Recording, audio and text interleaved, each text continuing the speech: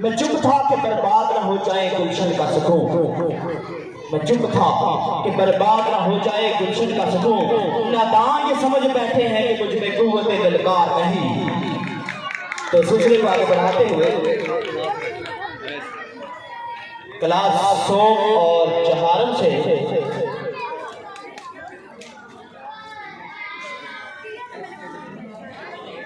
یہاں جو پھول کھلے وہ کھلا رہے صدیوں، یہاں جو پھول کھلے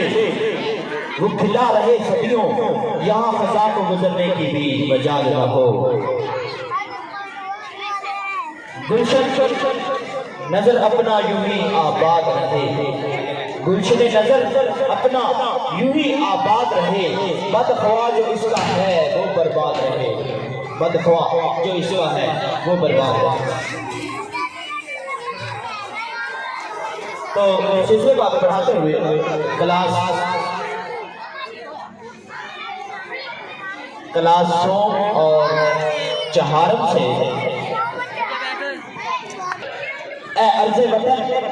آج بھی اپنا یہ عہد ہے، ہم حرف وفا خون سے تحریر کریں گے، ہم